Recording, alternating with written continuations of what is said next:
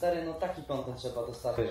Znaczy ja to w ogóle nie żyję tym, No, wiesz, ja się nie znam na Ty już masz starsze dzieci, nie? No tak, No. ale dużo oglądam YouTube'a, to wiesz, czasami tam puszczę o II wojnie wołoszańskiej, potem wiesz, no bo o rajdach co się ma powiedzieć. To kupa frajdy.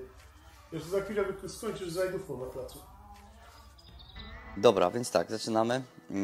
Kręci się? Kamera, akcja. Dobra, Tomek, jaka jest historia tego auta? Opowiedz coś nam o tym samochodzie. W ogóle to auto trzeba stworzyć, to nie jest tak, że się idzie do sklepu i się kupuje części, one są, wkłada się. Wszystko trzeba przerobić, dopasować, dorabiać.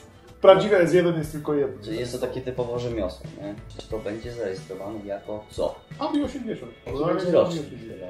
Tu jest bodajże 85. Audi 80, to taki był. Okay. Ewentualnie może być Audi 4000, ale to na rynek amerykański. A teraz to jest Audi 80. Audi 80, ale tak. S1 Quattro to jest... Nie, to jest replika Audi S1. Tak.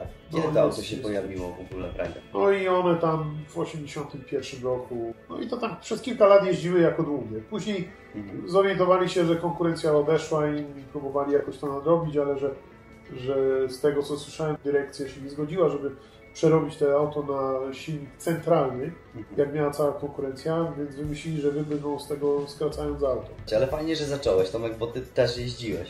No też właściwie dalej gdzieś tam coś jeżdżę, aczkolwiek no 20 parę lat już gdzieś tam się kręcę w okolicach rajdów. Troszeczkę pojeździliśmy w Polsce, coś w Czechach, ale zawsze mi się podobało to, że w którymś momencie jak dopracowaliśmy samochód, udało nam się pucharów trochę wyrwać. I do dziś kibice gdzieś tam jeszcze czasami pamiętają. No kierowca ma łatwiej, bo się można przytrzymać kierownicę, a druga sprawa, jak naciskam na gaz, no to wiem co się będzie działo, więc się przygotuję, napnę się do tego. Czy... Ja nie wiedziałem i no parę razy tak rzuciło dosyć mocno, więc cholernie szybki samochód, nie? No, tak bym to nazwał. Skąd w ogóle pomysł na budowanie replik z całym tam twoim teamem, tak? Audi to był przypadek akurat, bo znajomy z Belgii miał takie Audi i zadzwonił mi, czy nie chce tego auta, wziąłem go. Ale na bazie tego gdzieś tam zrobiliśmy laminaty do tego, zostały przygotowane formy i tak dalej. No, udało się znaleźć paru klientów na te laminaty. No i tak wynikło później samo. Zaczęliśmy budować te auta. Właściwie głównie karoserię. Trzeba przyznać, że robiliśmy głównie karoserię, ale w którymś momencie no, prawda, tutaj no, też będą powstawały ten. Między innymi, także myślę, że Gruby Garaż będzie miał co zaoferować. Zaraz będziemy mieli drugi samochód. Może... No ja mam, przedstawiam na to już złożone.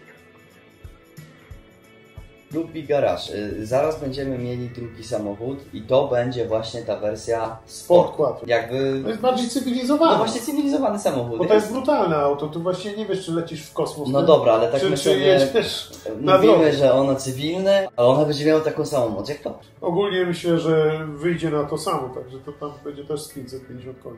555 koni i chyba 670 km. Silnik o pojemności 2,2 litra. 2,2 litry. No to strasznie dużo wyciągnięte jest z tego silnika, czy nie? Ja myślę, że jeszcze można, ale dla bezpieczeństwa wtedy w tych rajdach, bo to też były inne czasy komputerów, inna elektronika, czy przepustnicę elektryczną, to tam pozwala jakieś antilagi poustawiać i tak dalej, czy nawet sekwencyjna skrzynia to też pomaga. No już nie chodzi o moc, ale o przeniesienie tego napędu na koła. Motor miał blok aluminiowy, no to kwestia była taka, że no tym się różni i raczej w tych replikach używa się żeliwnych. Zresztą nawet Audi kiedyś zrobiła akcję serwisową i w tych oryginalnych autach dawało możliwość wymiany bloku na żeliwny, bo były za słabe troszeczkę. Dlatego rajdery były inne. No chodziło o to, żeby tej wagi z przodu samochodu ująć maksymalnie, dlatego tu są chłodnice z tyłu, żeby troszeczkę zbalansować to auto lepiej. Tylko, że dalej to jest masa na końcach auta. Że z tyłu i z przodu zamiast no tak, bo tu silnik jest jakby przed osią, tak? No właśnie, to jest problem. To jest właśnie duży kłopot, dlatego one nie mogły wygrać wszystkich rajdów, bo wszystkie inne auta miały tą uwagę skupioną bardziej na środku samochodu. No, był kierowca, pilot, a zaraz za nim był silnik i skrzynia biegów. Także jesteś w stanie obracać wokół tej masy samochód, a tu masz praktycznie wahadło. Ale że tak było skonstruowane bazowe Audi, a chcieli, żeby było tak samo jak oryginał, no to tak to musiało. Zacząłeś o skrzyni. Tu jest sekwencja. No miałem teraz okazję widzieć, jak to działa. Bo tam są kłowe sprzęgła i nie trzeba sprzęgła w ogóle używać do zmiany biegu wyżej. Ciągniesz po prostu wajchę i bieg wskakuje. Całe nadwozie jest z łukiem, Tam jest kevlar, włókno węglowe. Baza tej karoserii dalej zostaje metalowa. Chyba słupki A i kawałek słupka B. Ramka cała przednia. Waży to auto? 1250 kg.